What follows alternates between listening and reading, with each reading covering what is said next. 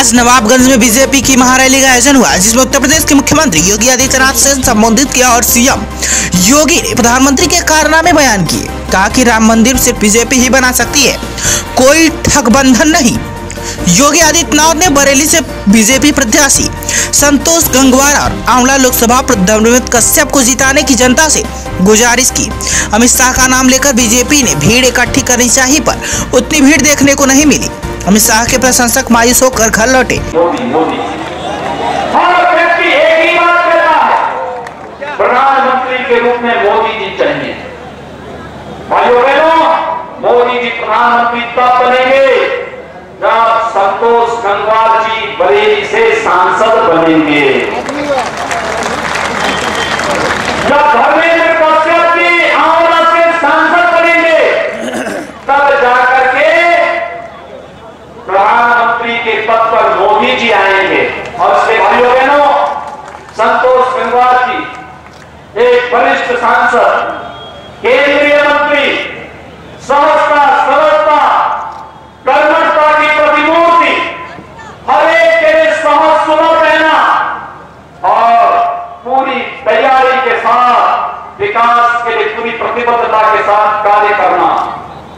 भाइयों बहनों, आज जो विकास दिखाई देता है, लोक कल्याणकारी कार्यक्रम दिखाई दे रहे हैं बरेली के अंदर, श्री संतोष गंगवार जी के नाते उन्होंने एक गति दी है। और आंवला के अंदर आपको दिखाई देता है श्री धर्मेंद्र कश्यप के परिश्रम के कारण। और इसलिए भाइयों बहनों, आप सबसे हमारी अपील होगी, आपसे मैं पूछना चाहता हूं, क्या समाजवादी पार्टी और बहुजन समाजवादी पार्टी की सरकार के समय आपको बिजली मिलती थी?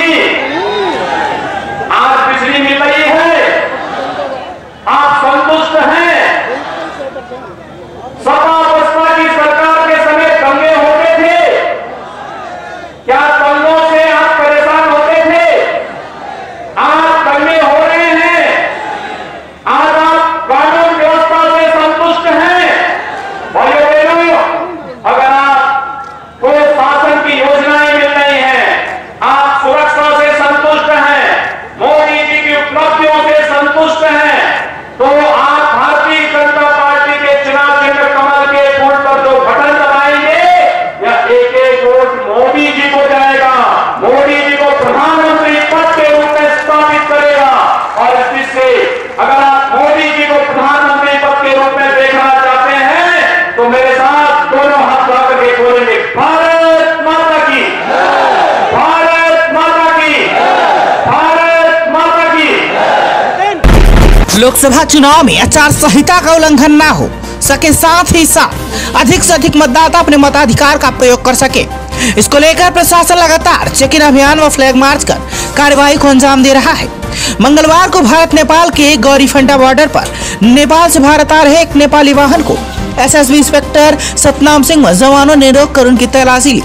तलाशी के दौरान जवानों को वाहन से 4 लाख भारतीय के साथ 48,700 नेपाली रुपए भी बरामद हुए। इतनी बड़ी मात्रा में रुपए बरामद होने पर बॉर्डर पर हड़कंप मच गया। हाँ जी सर, एक नेपाल से गाड़ी आई थी जिसको हमारे जवानों ने और हमने चेक किया। चेकिंग के दौरान उस गाड़ी में 3 लोग सवार थे, जिनके पास से में 4 लाख इंडियन और 48,700 रुपया नेपाली प्राप्त हुआ है, जिसको कि हमने पुलिस को सूचना की, एसएचओ साहब को। तो यादव साहब ने अपनी पार्टी भेजी, जो मजिस्ट्रेट यहाँ डिटेल है उनको साथ में लेके आए, तो जो पूरा पैसा था हम लोगों ने उनके हैंड ओवर कर दिया। एसएसबी इंस्पेक्टर ने मामले की सूचना गौरीफंटा कोतवाल रमेश चंद्र यादव को दी। कोतवाल ने पूरे मामले से नैतिक निगरानी दल के विधानसभा मजिस्ट्रेट पवन कुमार को दी। सूचना के बाद टीम मौके पर जा पहुंची। पैसों की लिखा पढ़ी कर उसे अपने कब्जे में लिया। पूछताछ में नेपालियों ने अपने नाम कुल बहादुर लांभा पुत्र राम बहादुर लांभा निवासी जिला कैकलाली गैरी गंगा व बुद्ध प्रसाद खनाल पुत्र श्रीधर खनाल बताया है। ये चुनाव का लोकसभा चुनाव का वो चल रहा है, हमें टीम स्टेटिक टीम में हमारी ड्यूटी लगे हुए है नियुक्त मजिस्ट्रेट के लिए, स्टेटिक निगरानी दल के लिए। हमें जानकारी मिली कि गौरीफंटा बॉर्डर पे इंडियन करेंसी 4 लाख पकड़ी गई है। इसी जैसे ही जानकारी मिली हम तुरंत आए और उसका कैश को सीजर कराया गया है। चुनावी दंगल शुरू हो चुका है, जिसके चलते जिला गाजियाबाद में पहले चरण में मतदान है। चुनाव को जीतने के लिए सभी पार्टी के उम्मीदवार पूरा जोर लगा रहे हैं। वहीं निर्दलीय उम्मीदवार भी चुनाव जीतने का प्रयास कर रहे हैं। जिला गाजियाबाद में निर्दलीय प्रत्याशी अमित शर्मा ने प्रेस वार्ता की। प्रेस वार्ता में उन्होंने निर्दलीय प्रत्याशियों पर हो रहे मतभेद के बारे में बताया। अमित शर्मा ने बताया कि पर्चा भरने से ही निर्दलीय प्रत्याशियों के साथ अन्याय हो रहा है। पर्चा भरने के लिए उन्हें सुबह 11 बजे बुलाया गया था। जब वहां पर्चा भरने पहुंचे तो उन्हें बोला गया कि पहले नेशनल पार्टी के उम्मीदवार पर्चा भर ले, उसके बाद तुम्हारा नंबर आएगा। अगर किसी को पार्टी से टिकट नहीं मिलती है, वो निर्दलीय होकर चुनाव लड़ना चाहे तो इन परिस्थितियों में कैसे चुनाव लड़े। निर्दलीय उम्मीदवार ने प्रेस वार्ता कर निर्दलीय चुनाव लड़ने में हो रही समस्याओं के बारे में बताया। मैं सबसे पहले आपका धन्यवाद करूंगा कि आपने मेरे समक्ष आकर मेरी ये प्रार्थना स्वीकार करी। मैं सबसे पहले अपने बारे में बताना चाहूँगा। मेरा नाम अमित शर्मा है और इस बार लोकसभा प्रत्याशी के रूप में आपके सामने हूँ। मैं उस घराने से ताल्लुकात रखता हूँ। मैं एक छोटा सा व्यापारी गाजियाबाद में हूँ और मैं अपना छोटा सा व्यापार करता हूँ और उस मलिन बस्ती से ताल्लुकात रखता हूँ, वहाँ पर जहाँ मैं 36 साल मैंने अपनी उम्र गुजारी। मैंने कई बार चुनाव देखे, आए और चले गए, पर किसी ने भी हमारे क्षेत्र व हमारे शहर के लिए कोई विकास का काम नहीं करा। मैंने कई बार कई लोगों को जागरूक करने की कोशिश करी, पर उसका कोई फ़ायदा नहीं हुआ। आखिरकार आज मुझे ही खड़ा होना पड़ा। कहा जाता है कि मरने का सुख वही जानता है जो मरता है। तो मैंने अपने अंदर एक चिंगारी उत्पन्न कर ली कि आज हम अपने शहर को एक नई दिशा दिखाएं। गाजियाबाद की जनता के बीच में आप किन मुद्दों को लेकर जा रहे हैं? गाजियाबाद की जनताओं के बीच में मेरा सबसे पहला मुद्दा ये है कि पिछले 10 साल से हम देख रहे हैं बड़ी पार्टी आ रही हैं और जनता उन्हें चुनती है और चुनने के बाद वो लोग लुप्त हो जाते हैं और जनता तड़पती रह जाती है और हम लोग अपनी परेशानी बताएं तो किसको बताएं। इसलिए हमारा पहला मुद्दा तो ये रहा। और जो साहब बड़े पद पर गए, उन्होंने कभी गाजियाबाद की जनता की ओर देखा ही नहीं और ना सोचा, बल्कि उन्हें ये देखना चाहिए था कि बड़े पद पर अगर पहुंच गए, जनता की वजह से गए हैं, ना तो कोई बहुत बड़ा व्यापारी व्यापार जैसी कंपनियां ला सके, ना ही कोई गरीबों के लिए, बच्चों के लिए नए स्कूल बनवा सके। हम लोग कहते हैं कि हम आज डिजिटल इंडिया बना रहे हैं, पर 1947 से लेकर आज तक कोई डिजिटल का काम नहीं हुआ है। वही स्कूल है जिसके अंदर आज भी ब्लैक बोर्ड और वही चौक। आखिर क्यों? अब डिजिटल इंडिया हो गया है तो कंप्यूटर एजुकेशन क्यों नहीं दी जा रही सरकारी स्कूलों में? आज तक उसमें कोई सुधार नहीं हो सका है। हर बार नेतागण ये कहते हैं कि हम एक नया अस्पताल बनाएंगे और लोग भावुक होकर उन्हें वोट देते हैं कि अब तो सुधार आएगा। लेकिन हमारा मुद्दा ये रहा है, हम उन्हीं अस्पतालों में इतना औद्योगिकरण कर देंगे कि लोग दिल्ली जाना हो जाएंगे बंद। अपने गाजियाबाद में काम क्यों नहीं होता? अगर कोई किसान भाई किसी गांव से आता है तो वो बस इस उम्मीद से आता कि गाजियाबाद में इलाज हो जाएगा, पर गाजियाबाद में वो आदमी जब पहुंचता है तो पता चलता है यहाँ इलाज ही नहीं हो सकता। सर, मेरी जो टक्कर है वो माननीय वीके सिंह जी से ही है कि अगर वो गलत कर रहे हैं तो हमें आवाम में उसकी आवाज़ उठानी चाहिए। और मैं भी एक इसी क्षेत्र का वासी हूँ और मैंने देखा कि यहाँ कोई विकास नहीं हुआ है, तो मैं विकास की ओर चलने का मैंने प्रयत्न कर लिया है कि मैं आगे बढ़ूंगा। सर, बहुत बहुत धन्यवाद इस सवाल पूछने के लिए। निर्दलीय जब लिखा गया वर्ड तो लोगों ने समझ लिया कि भैया ये तो निर्दलीय है, इसे जैसा चाहे वैसा धुतकार लो, जैसा चाहे इसके साथ वैसा व्यवहार कर लो। पर्चा लेने से लेकर पर्चा भरने तक बस समस्या को सामना करा है। लेकिन मैंने निर्दलीय होने पर मुझे अभिमान है इस बात का कि निर्दलीय अपनी बात निडरता रूप आपके सामने रख सकते हैं। जो पार्टी में होते हैं वो केवल वो बोलते हैं जो पार्टी बुलवाती है। समस्या क्या आई थी वहाँ पे? समस्या ये आई, सबसे पहले फार्म लिया। फार्म लेने के बाद जब हमने फार्म को भरा तो मुझे समय दिया गया था 11 बजे से 3 बजे तक। मैं वहाँ 11 बजे पहुँचा तो वहाँ के अधिकारियों ने कहा सबसे पहले राष्ट्र की 3 पार्टी जो नेशनल पार्टी है वो पर्चा भरेंगी, उसके बाद आपका नंबर आएगा।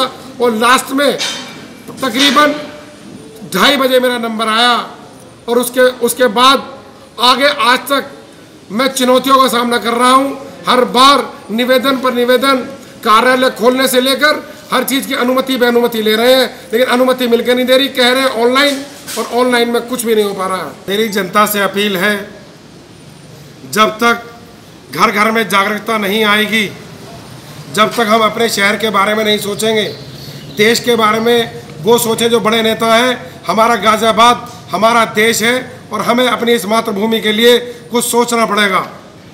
और जब हम इसके बारे में सोचेंगे तभी इसका विकास होगा, चाहे वो व्यापार हो, चाहे वो किसानों का मुद्दा हो, चाहे वो शिक्षा का मुद्दा हो, चाहे वो अस्पतालों का मुद्दा हो, चाहे मरीजों का मुद्दा हो। लेकिन हमें ये मुद्दे खुद ही सॉल्व करने पड़ेंगे, कोई आकर हमसे पूछेगा नहीं। तो मेरी आपसे अनुरोध है कि एक बार जब आपने इतने दलों को आजमाया है, एक बार अपने भाई अमित शर्मा को भी आजमाएं। टहरौली थाना क्षेत्र के अंतर्गत एक हिस्ट्री सीटर ने अपने एक साथी के साथ मिलकर गांव के पूर्व प्रधान का अपहरण कर लिया था। मामला यही नहीं रुका, अपहरण के बाद उस व्यक्ति की गला रेत कर हत्या कर दी गई और उसे जिला टीकमगढ़ मध्य प्रदेश स्थित मुहारा के जंगल में दफन कर दिया गया था। मामले की शिकायत पूर्व प्रधान के भाई ने पुलिस से की। जी हमारे भाई थे बड़े, राजेश कुमार और पप्पू। इनके साथ क्या सर, इनके साथ ये हुआ है सर 2001 में सर, इन्हें चुनाव के रंजिश के जरिए 5 गोली मारी थी। कौन किसने मारी? चरण सिंह, कालू, पन्नू, भरतू। किस मामले में मारी थी? राजनीति के मामले में, गांव की चुनाव के जरिए। कब से चल रहा था ये रंजिश 2001 में हुआ था। अब चलता था, नहीं चलता था, चलता नहीं चलता, ऐसा होता रहा अभी तक। अभी यहाँ कैसे आ गए फिर? यहाँ ऐसे आ गए सर, बुलाया सुबह गए। तो यहाँ जानते थे क्या? नहीं जानते थे। तो क्या घटना हो कैसे अंजाम सर? 3 तारीख को दीनदयाल और माते लवाला है सर, ना भी घर से किसी से कह के आए कहाँ जा रहे हम, जा कह रहे थे भाभी जी से के 2 घंटे में आएंगे हम वापसी। बस फिर सब 4 बजे तक इनका फोन ऑन रहा, फिर ऑफ हो गया। फिर सर हमने 5 तारीख में FIR कर दी। बस वादना से ढुड़ाई फोर्स सब तैयारी में फिर 24 घंटा सर। दरोगा जी ने फ़ोन किया सुबह। क्या फ़ोन किया? कि संजय थाने आना। थाने आए, दरोगा जी लोग आके यहाँ आए, बता दी कि भाई तेरा भाई ये हो गया। तो मारने के बाद उन्होंने जंगल में दफन कर दिया? हाँ। शिकायत के बाद तदुपरांत तो पुलिस ने जगह जगह पर दबिश देना शुरू कर दिया। इसमें प्रकाश में आया कि मुहारा निवासी आरोपी रविंद्र उर्फ रब्बू को धर दबोचा। टहरौली क्षेत्राधिकारी ठाकुर दीन पाल सिंह, साथ में थाना प्रभारी नरेंद्र प्रताप सिंह गौतम, हमराही गोपाल सिंह, उपेंद्र कुमार की टीम द्वारा आरोपी से पूछताछ की तो बताया कि विगत 3 अप्रैल को बगैरा के पूर्व प्रधान राजेश उर्फ पप्पू पटेल का गांव के ही हिस्ट्री सीटर चरण सिंह पटेल ने एक साथी के साथ मिलकर अपहरण किया था, जबकि मुख्य आरोपी हिस्ट्री सीटर चरण सिंह पुलिस की गिरफ्त से अभी भी दूर है। डेड बॉडी मिली क्या है? ये सनोनी के एक जंगल में एक डेड बॉडी की जानकारी मिली थी। यूपी में टहरौली झांसी जिले में थाना है, वहां से एक जानकारी मिली थी और वो तहरीर उनकी आई थी कि एक 364 का मामला वहां कायम हुआ था 3 तारीख को। उसमें पप्पू उर्फ राजेश पटेल निवासी बघेरा थाना टहरौली का, इसको 3-4 लोग पकड़ के ले गए थे, 2-3 लोग। उसके बाद उसकी जो भी आरोपी या संदेहन थे उनसे पूछताछ यूपी वालों ने किया था। उसके आधार पर मुहारा गांव का जतारा का रहने वाला मुहारा का रब्बी और रविंद्र घोष, जिसने बताया था कि उसने जो है पप्पू और राजेश और उसके साथियों ने उसका लड़ाई झगड़े में मर्डर कर दिया है और उसकी डेड बॉडी वहां सनोनी में के जंगल में गाड़ दी है, दफन कर दी है। उस सूचना पर जो है वो बल्दोगढ़ TI और उनके साथी यूपी के जगह पर जो है उस डेड बॉडी के निकलवाए हैं, उसकी SDM से अनुमति लेकर के और उसमें कायम करके और उनको डायरी अभी प्रोसेस में है और सौंप दी जाएगी, ऐसी अभी तक जानकारी है।